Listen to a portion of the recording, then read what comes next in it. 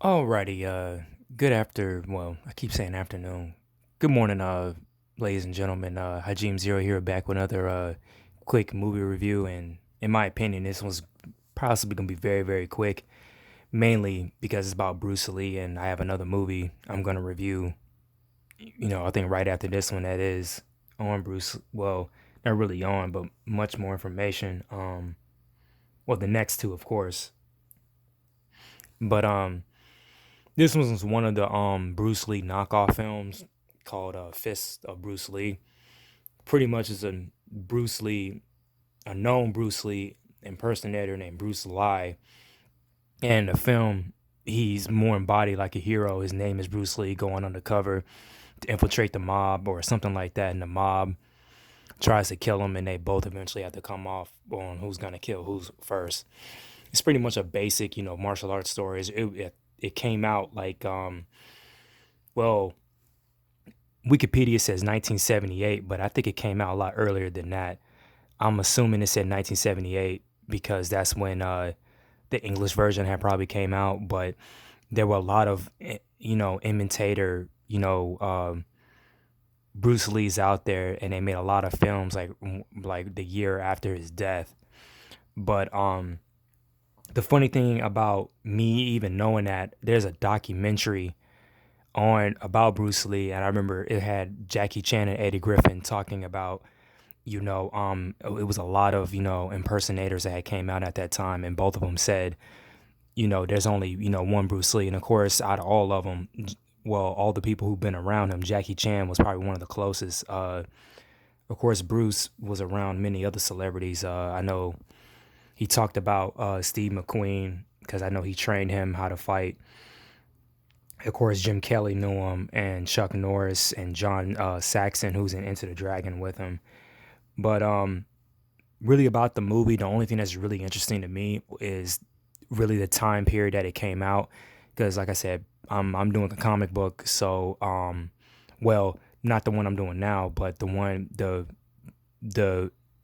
the 40 something issues that I've written and did a second draft on. It is a period piece that takes place in the 70s, so seeing all the 70s wear of what they wore back then, that's really, I can come back to this movie and a few other films that I have that came out during that period to look at everything as a good reference. um Also with this film, it's very, very badly dubbed. It's like one of the running jokes, if you see Kung Pao, I think Enter the Fist, well, not really, I think I know, it played on that joke heavily, badly dubbed, you know, uh, Chinese martial arts films, possibly Japanese too, but from the 70s and a little bit from the 90s, but they did a decent better at syncing it in the 90s, and then today they do a very a decent job at doing it. But nine times out of ten, some of the films I know, the other one I reviewed, the Final Master, that it's only subtitled. The original, like on the DVD itself, you can't change the language to English at all. But another funny thing, speaking of Kung Pao Into the Fist, since I mentioned in that review how they use an old kung fu movie, and it pretty much looked like the same one that came from this era. But ironically, in the archive footage, the guy that played the master, he's in this film, and I recognized him by his face, and it was kind of funny because because I saw him in Kung Pao from the archive footage, of the original, Hong Kong film, even though they had dubbed a funny voice, and it was the only thing I could think of while watching, this movie. And it was pretty funny to me.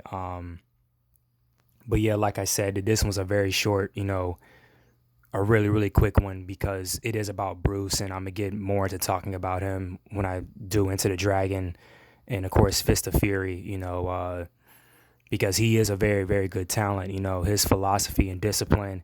And it's just a shame that, him and his son aren't really around anymore. And I'll get to talking about, that, you know, um, and even what they said about him dying, it goes a little bit with, the Chinese culture, and uh, even goes back into the roots of, one film in particular that he did that had a historical context and just in general. Uh, but again, we'll talk about all that, of course, the future. This is me pretty much spitting out future reviews, but I'm gonna review the first three Ip Man movies, and I might pull it up as a reminder again. Let me know if you guys want me to review the fourth Ip Man film, because I had bought the trilogy before the fourth one was announced, and I don't know if they have them all together in one box yet. But again, let me know in the comment box if you want me to do it. I think I mentioned before on another movie, if it was a series. It could have been X-Men if you guys wanted me to review those. You know, um, Again, shout it out, or any other movie you want me to review like this. Just give a holler in the comment box. But that's pretty much all I have to say about this one. Like I said, really, really quick. And I will talk to you guys later. Peace.